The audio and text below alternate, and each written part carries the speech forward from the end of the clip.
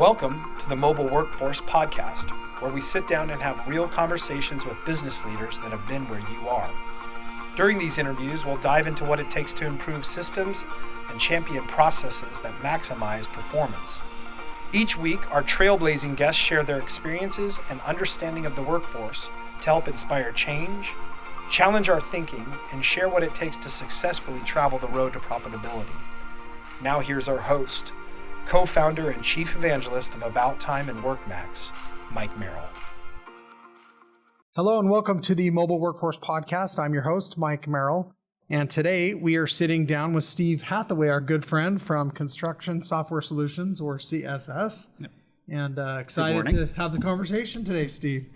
Excited to be here. Awesome. Well, where are we at today? What are we doing? How did we connect up?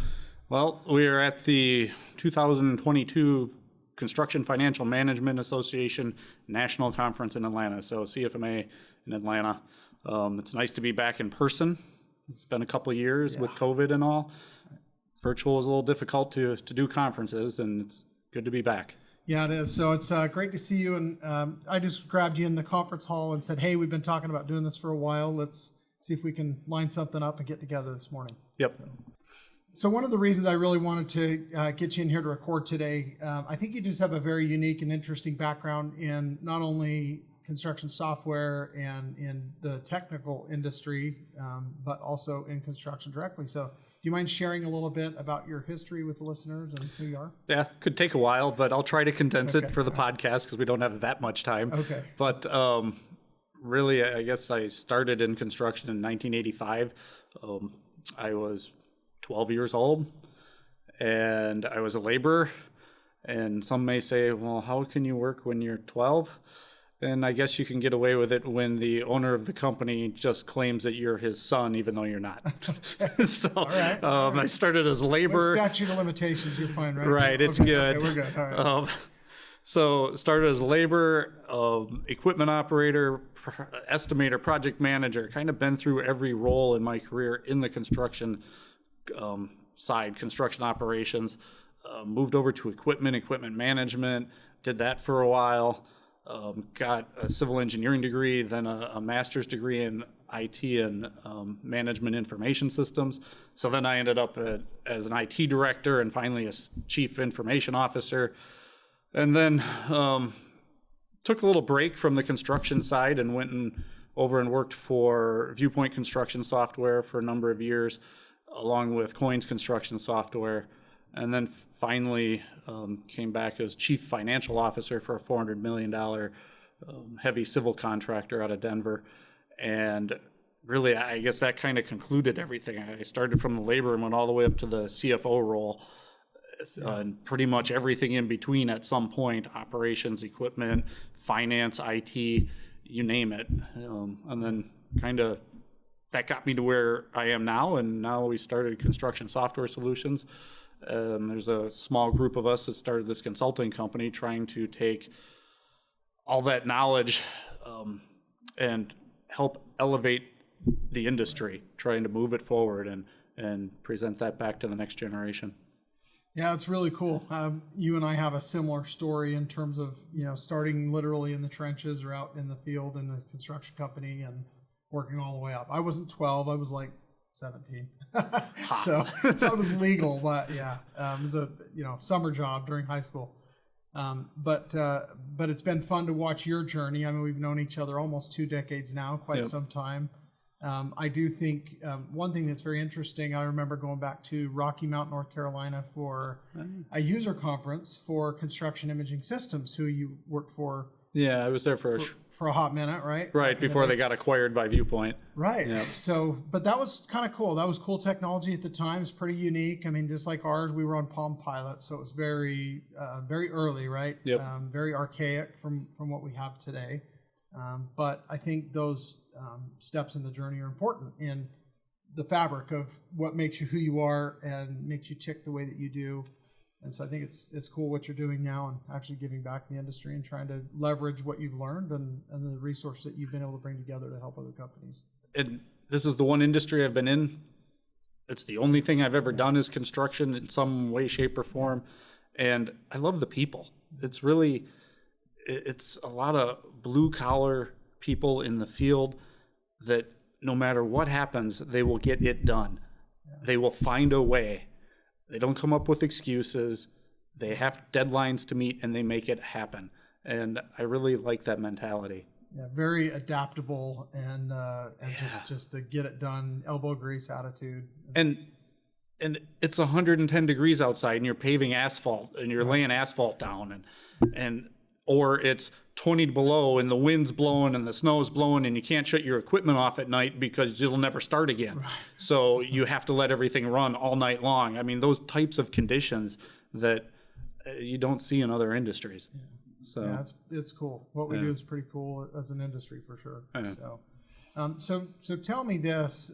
I mean, really, that's a background, but the meat of what I think you and I should talk about today is there's a lot of data. There's all these software companies. There's a lot. I won't steal any of your thunder, but I mean, share with us why you started this company, what it is you're trying to do, and why is it such a big deal? Yeah, you kind of hit on it there, Mike, when you said there's all these systems. And here we are at the CFMA conference, and you look at the exhibit floor, and it is packed full of software systems. And there's 10 by 10 booths that go on and on and on of just different software systems. A lot of them do the same thing. Some of them don't do, or some of them are unique in their little microcosm. Some replicate each other's functionality, but they all are trying to do the same thing. They're all trying to help the industry move forward. And what we've seen is contractors will come here, and in the end, they buy everything. It just seems that way. Or nothing. Or nothing. Yeah. They'll go one way or the other. They'll buy everything or nothing. Yeah. And then 2 years later, they realize it's like, man, I have all these systems. And where's my data at? And now I want reporting across all these systems. I mean, I've got data in this cloud and that cloud, and I've got data local. And how do I simplify this? Because, I mean, we're working with a client right now who actually coined the phrase that we now use as kind of our motto is fewer systems, better data. Mm-hmm. Because I like that. And they were the ones who said it because we were working with them and they said, we have all these systems and all we want is fewer systems and better data. Can you help us get there? So we go in and we look at the different systems they have. We try to work through all of their workflows and business processes and truly understand their business and then say, okay, well, maybe you can combine these two programs together into one. Right. And maybe it doesn't do 100% of what it does today, but maybe it does 95% of what it does. And maybe you're okay with that. Right. And let them choose and, again, get back to simpler methods, and then have a strategy for their data so that there's methods to report on it using Power BI. I mean, we're all talking data analytics these days, and Power BI is kind of the default that everybody goes to. But you can't really use Power BI, you can't use data analytics unless you have a strategy for how to store the data and organize it. Because there's one thing that data analytics is very good at, and that is showing you how ugly your data is. So people start getting into the data analytics and they realize, oh, that's not what I thought, or this data was put in 6 years ago and it doesn't match the way we're tracking things now, and it doesn't line up and it's not useful. So again, you have to have a strategy to make all that work. So. Yeah, and to your point, and I've shared this story a little bit before, I don't think with you, but we had a customer, this is, maybe 12, 13 years ago. They were trying to consolidate all their data in this Sage database that they had. It was the old Timberline system. Oh, yeah. And they basically they did what they call a rekey or a key change. And they were trying to consolidate their list of cost codes or tasks or extras down to really what they were doing. And when they looked system wide, they had over 77,000 different potential activities to cost time to in their system. And when they really broke it down and consolidated everything, it was under 1,000. Wow, that were unique, which is still a lot. Yeah, but it's much more manageable than 77,000. Right. So who's putting what where? What is what? And which pile goes with plastering or concrete? Or I mean, how do you really And that's the essence of what you're saying, bad data. Yeah. It's bad data, right? And a lot of companies in the course of trying to consolidate cost codes may go a little too far that way too. I mean, Sure. 1,000 seems Too broad. realistically Yeah. could be very good, but some try to get down to under 100. And what you see then is you see cost codes that say indirects or plastering, as you just mentioned. Okay, but what does that mean? And break that down. And it's great to pull that out on reports as indirects, but to be able to track it at more detail so that if people ask questions, well, what's in indirects? Because that's the next question that always comes up. Oh, well, that's project management and superintendents and whatever, utilities and things like that. Well, okay, but then break that out. But if you want to see it on the report as indirects, fine. But on the cost coding, maybe break that out, but manage it so that it's not, so that the cost codes that are in your job are only being used by that job, that you don't have cost codes in there that don't have budget to them. Right. I mean, you got to make sure they're clean, and that a lot of people also track to turn cost codes on when they're actually doing the work and turn them off when the work is done. Right. Good. That's a good thing, but a lot of people don't. Right. So. Right. Yeah, so there's a lot of structure that's behind this, which goes back to systems. And we were talking before, and the phrase popped into my mind. Data doesn't care about politics, right? Right. I mean, we in companies, there's these discussions going on. There's people that are angling for this system, or I really like that sales guy, or we're friends with this company because we see him at this event, and those things are all fine. But at the end of the day, what is the company's goal? What are they really trying to accomplish? And then what systems or processes are going to help them best accomplish that, right? Right. And that's not political. That's just weighing out what makes the most sense, right? And that's different than going back and talking to the people who do your implementations of, say, your ERP, or if you bought different point solutions along the way. It's different than talking to them because they do really well with their products, but nobody is saying, okay, but what's the data strategy for the whole organization? And you need that architecture, you need that design, because today's systems, really, it's not about the ERP like it used to be. It used to be that accounting system was the end-all, be-all of all data, but now we're really seeing that ERP system get pulled apart, and it's all those vendors that are up in the exhibit hall. It's people like yourself. I mean, time entry is now not part of the ERP system. It's out here. Payrolls over here. HR's got pulled out this way, and the ERP is. I used to say it's now accounts payable, accounts receivable, the GL and job costs, but now I'm starting to even see accounts payable get pulled out, and accounts receivable starting to get pulled slightly. And project management. Project management's been gone. Right? It used to be, Yeah, so all this stuff is getting pulled apart, and every contractor is going to have their unique collection of systems that they use to run their business with. And how do you report on it when it's in all these different places? And again, that goes back to Power BI. Right. But in order for Power BI to work, you can't just say, well, we'll use these 6 systems and make it work. You got to have good structure of your data to get there. And that has to be planned out and thought about and organized ahead of time. And you want to start doing that today, because if you want good data 10 years from now, you got to start organizing your data today so that 10 years from now you have something good to look back on. Because a lot of companies we deal with, they want Power BI, and then, as we said earlier, it shows you how ugly your data is, and they spend the next 3 years trying to reorganize their data, and then in 3 years they just are finally beginning the journey of having clean data. But even that doesn't give you a report right away. Now you have to get years of data in that clean structure to report from. So I mean, you're 5 years out. Wow. So the sooner you can get going, the better.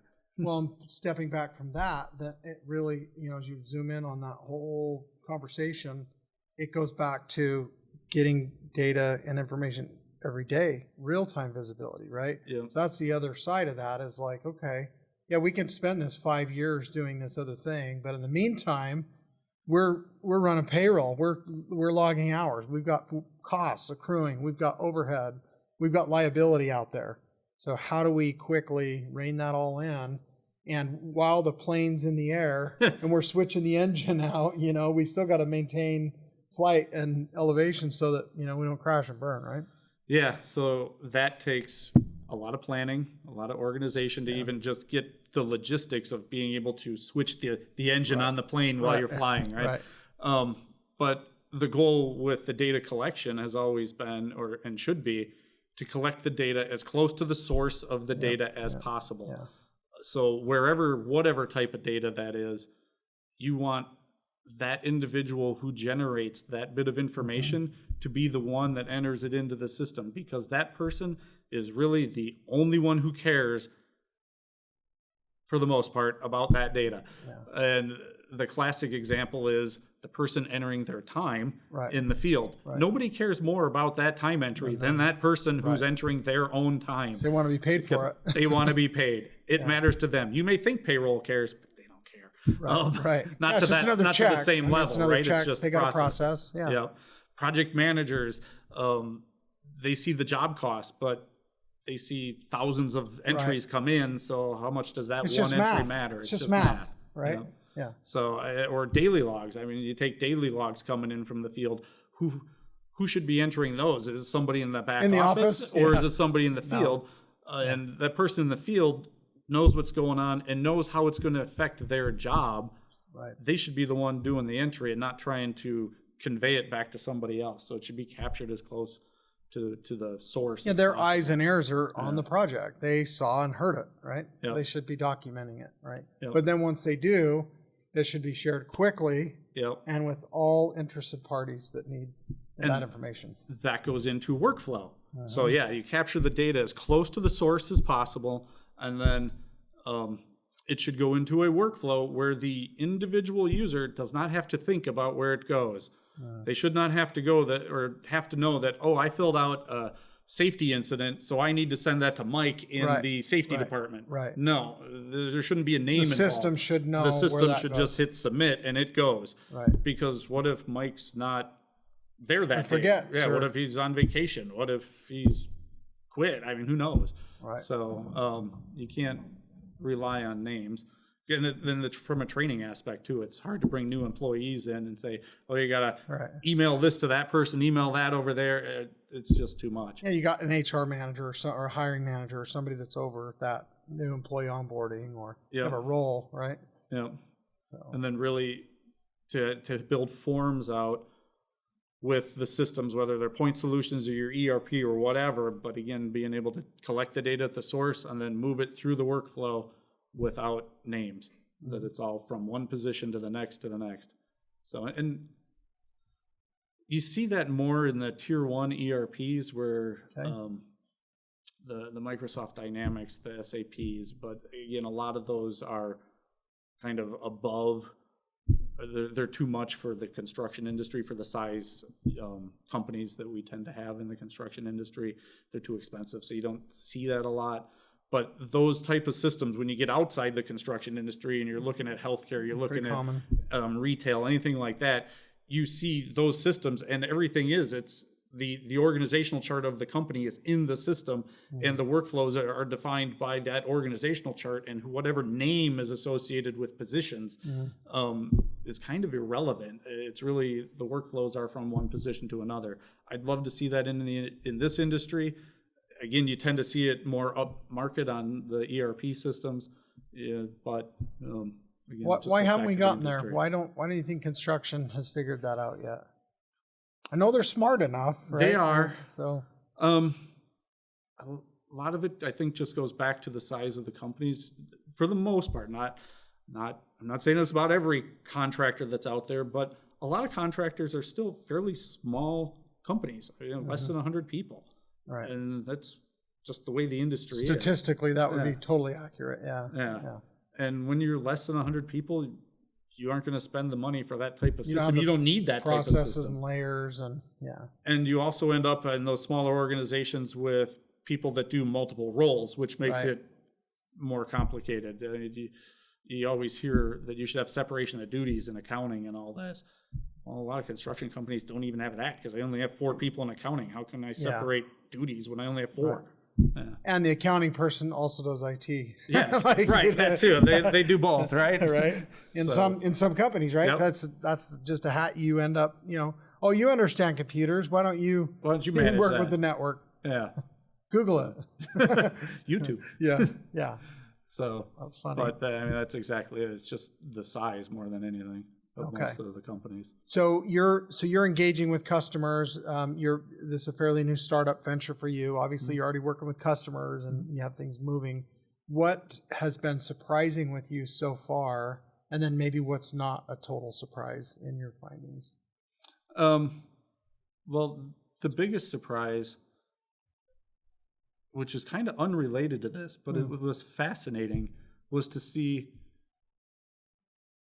I haven't. Or coming out of COVID, how the culture at construction companies has changed. That they're much more open to remote work than they used to be. Interesting. And some of them I've seen too that are fairly large contractors. They've even changed their policies to just say, hey, every Friday we shut down at 11 a.m. And everybody gets a 2.5 day weekend. Wow. That it really kind of changed during COVID. And I don't know, it was unusual. But with the remote work goes back to the data systems, because now people are like, okay, now I've got to be able to get at this. They've got tools to help manage that, so now they could do that, right? Yeah. And you look at remote work, and there's people that are for it and against it. And when I look at it, I always said, because I used to be a hiring manager and still am, right? But is my talent pool within a 45-minute drive of this office? And maybe they're not. Maybe there's talent that I want working at my company that's an hour away, 2 hours away. Right. People don't move anymore. I mean, they used to, but that's not like it used to be 5 years ago, 10 years ago. People would move to their job, but now it doesn't happen. So again, how does that tie into the technology? You need systems, you need process. It needs to be defined better than it used to be. It was different when everybody was all sitting in the office.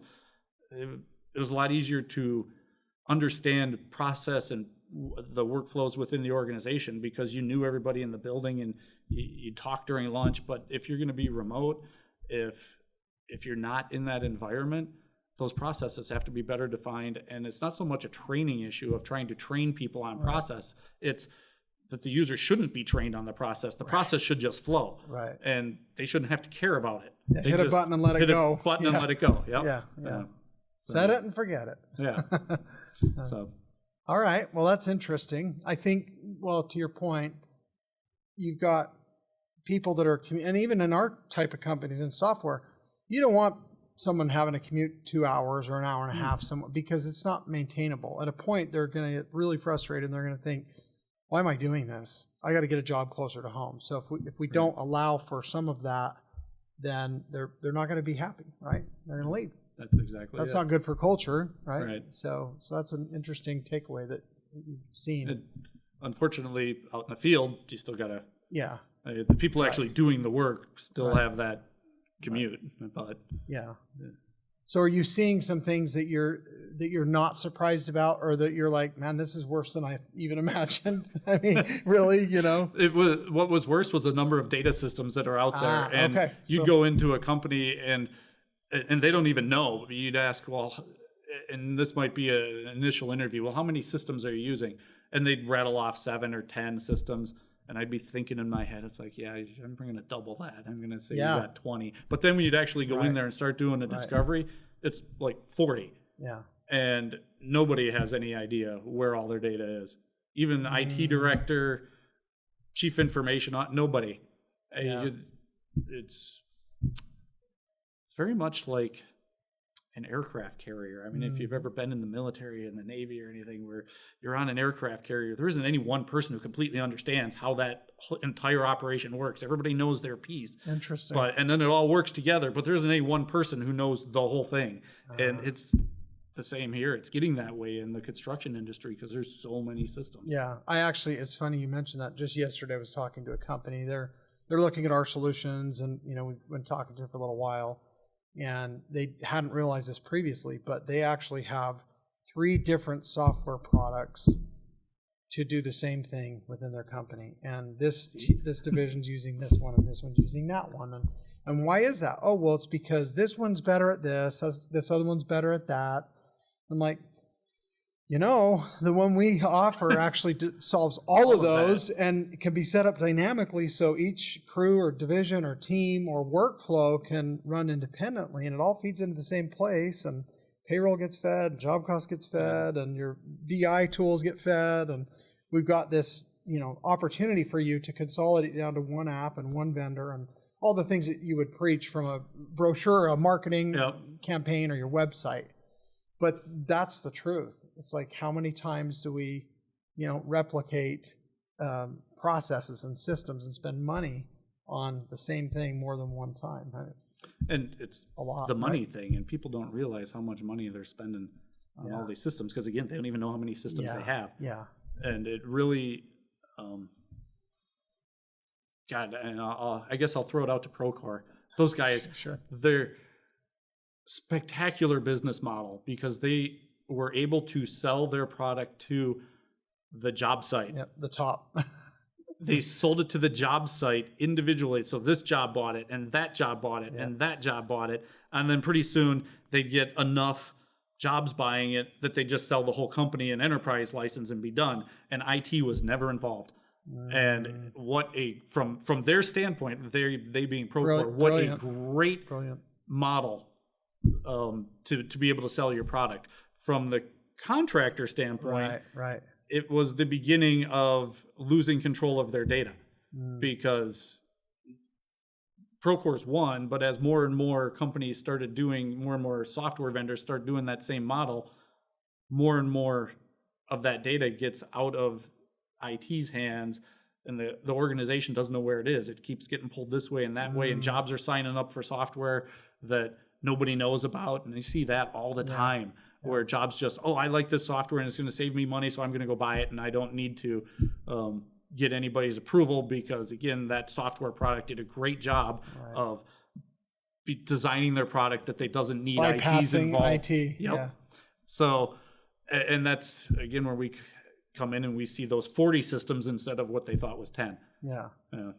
Well, it reminds me, I think it's probably been 6 or 8 years ago, but when we were first launching our cloud product, I remember we were having an internal discussion, and we were talking about how we were going to share this message with the industry that, the cloud is actually better. It's more efficient. It saves everybody time. We don't have these servers and updates, and we knew, from a logical perspective or from the brochure perspective of what the sales point or the sales pitch is for cloud versus on-premise. But when we really started to peel the layers of the onion back and look at what we were selling on this end, and then also as a company, just as a software vendor, what tools we were utilizing, and what we realized at that moment was, wow, like 85-90% of our systems are in the cloud, and we didn't even know it. I mean, it wasn't like a conscious choice. Yeah. You can't buy a CRM that's on-premise anymore, right?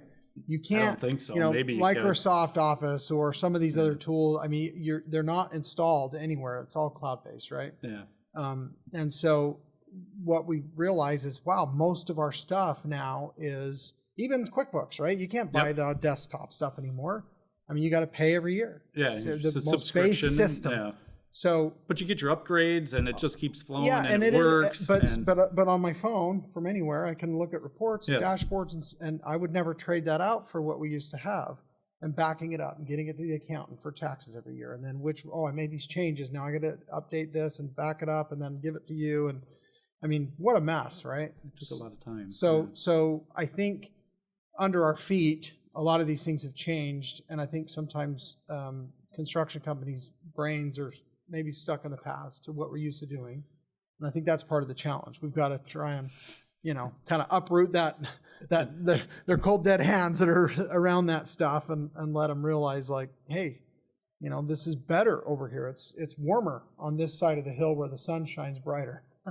But people would say, and this is one guy I was working with a couple of years ago, who was total anti-cloud. He wanted all of his data on his servers, and there's still some of those out there. Yeah, sure. But he gave the most interesting reason that I never forgot, and that was his answer to why he wanted his data locally was that if the IRS ever came knocking on the front door, that he would be standing between the IRS and his data. But if it's out there in the cloud, the IRS can go right to that vendor and get the data without him. And I'm like, is that a good reason? Like, that's how you run Did you say that out loud? Yeah. Like, okay. We'll just leave that one alone. Right. But there is the security. I mean, that kind of is somewhat of a humorous story, kind of. But really what it leads to is the security thing. And contractors say, well, nobody is going to go after my data because I'm not big enough. I'm just got 20 guys here running maybe QuickBooks, as you said, locally back in the day. Right. Nobody's going to come after my data. What do I have? Right. Oh, but they will. Because it is so easy to get robots on the internet to mine your data without, it's not some hacker over in Russia or Iran hacking into your system. It's a robot that hacker wrote that's just scanning the internet and finding anything and everything, and it'll just pull it in. So it's so you are a target no matter how small you are, and nobody is going to secure your data better than Microsoft, Amazon, all of those big names, because they have people that do that. That's all they do is fight the intruders and the hackers. You're never going to be able to XYZ do that. Construction doesn't have that guy. Yeah. And you'll see this if you come to my session tomorrow here at CFMA, but you guys can't do that. But the town of Erie, Colorado, didn't believe or didn't take cybersecurity seriously. And the company I was working for, we were building a bridge. So we were building a bridge in the town of Erie. And the town of Erie is a pretty small town. Like, I believe, I don't know the exact number, but I've heard that their like entire annual budget for their entire operations of their town is like 15 million. So it's not a lot of money. It's a pretty small town. But on their website, the town of Erie's website, they had posted that our company was building a bridge. And somewhere else in their website, so same town of Erie website, just down a different path, they had if you're a contractor, here's how you change your banking information form that people could print out.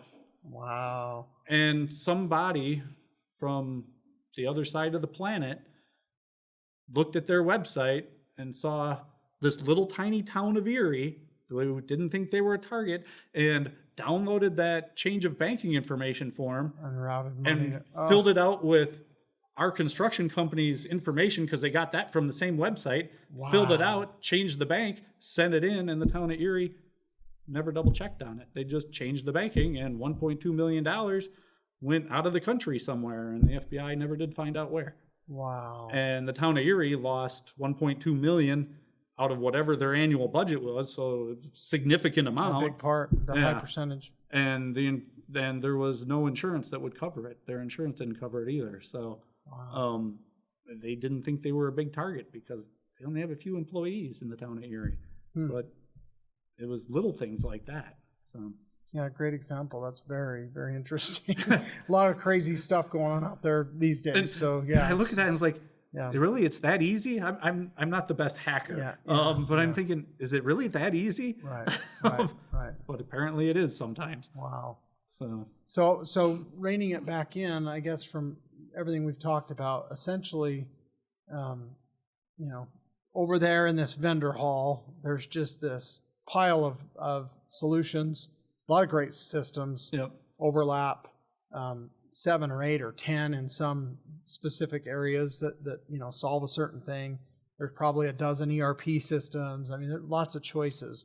What do you recommend to companies to weed through that and kind of get the best of breed, and then connect up with true integration, those best solutions that as a conglomerate will actually help them solve their challenges. Yeah, I think the biggest thing is to understand your processes before you embark on that. Know your processes, document your processes, so that not just one person understands the process, but that as a group, everybody can look at the paper and say, oh yeah, this is how this process works, and here's what it is today.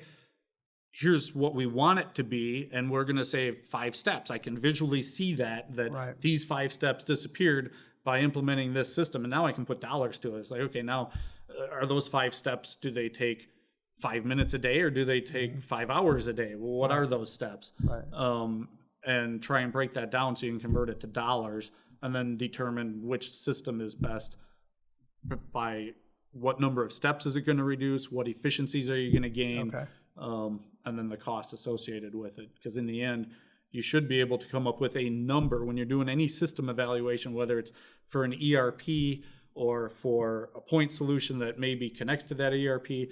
You should have a number, not emotions, Yeah. but a number, a score of how this one does versus the next one versus the next one. Okay. So, and everybody who's involved, all your stakeholders, should be part of Voting, determining right. what that number is, and they should all agree. By the time you're done once you've gone through the process, because you defined the process first, so everybody agrees on the process, then you start filling out the numbers, and as you're doing the scoring, you get to the end, and it's like, well, it's real simple. You just pick the one Math with at that the point, best right? number. Yeah. It's just math. It should be defined by math. Okay. And so did your organization provide a service like that to help step somebody through that? Yeah. Okay. Because that's the next thing I'm thinking is, if I'm a smaller builder, if I haven't done this before, if I don't know what I don't know. Right. What does it cost to have somebody, roughly, what does it cost to get somebody in to help navigate those waters? It depends on their size and their complexity. I mean, Okay. It really goes anything. What is it? You go to a doctor, what does it cost to treat cancer? Well, I don't know. That could be, it could be skin cancer, and let's just cut this out here. Or you got kidney cancer or bone cancer. Okay, well, that's a whole different price model. So it depends. If you're just a single legal entity, with maybe you're doing $20-30 million a year, and you're pretty clean, and when I say that there's not a lot of complexity, I mean, you could go through that for maybe 4 or 5 digits, maybe high 9,000s, low 15s. But if you're $300 million with 17 different legal entities and all these intercompany transactions and nonprofits and insurance companies and all these other things that you own, then you're talking a lot more. Yeah. Okay. So it goes back to skin cancer versus bone cancer. That's fair. That's good. I just want to put a pin somewhere that someone can say, if I spend $8 or $10 grand, I can have somebody come in as an expert if I'm a small organization, and they can help us take care of this, so we can put our best foot forward. And as we both know, companies can save that kind of money in weeks. In the flash. In weeks. And that's literally. Otherwise you shouldn't be putting it in. Otherwise you should just stay with what you're doing with manual processes in Excel. So, right. But we're happy to point that out too. I mean, if it's best to just stay there, stay where you are. Yeah, then I would be consulting for a few hours to tell you that you're fine. Because in the end, we specifically construction software solutions, we are certified in a number of products. Okay. But we don't sell any of them. Yeah. So we don't really care. I mean, our goal You're just is a trusted advisor to right. say we want to help you find what's best for you. Yeah. So that we're not trying to push any product on you or anything that way. Awesome. So. Well, it's been a lot of fun. I'm glad we finally were able to sit down and do this. It was. Tell me, if you were going to say one thing to the listeners, what would be the number one takeaway for them from our conversation today? I would say it's you have way more systems than you think you do. No matter what it is, you say you have 10, but you probably have 40. Okay, good to know. Well, I appreciate that, and thanks again for joining us today. It's been fun. We'll have to do it again down the road. Check in on you, see how things are going after you've got a little more time under your belt and you've seen a few more horror stories probably to share. So, it'll be good. Thank you. Well, thank you. Thank you for joining us today on the Mobile Workforce Podcast, sponsored by About Time Technologies and WorkMax. If you liked the conversation we had today, or were able to learn anything new or helpful, please make sure to follow us on our WorkMax page on LinkedIn and on Instagram at WorkMax_. And subscribe to the show on iTunes or your preferred podcast platform so you will never miss another insightful episode. Also, if you enjoyed the podcast, please leave us a 5-star rating and review and share the show with your friends and colleagues. Your support means the world to us and will allow us to continue providing impactful information with others looking to improve their results in their business and, in turn, their life.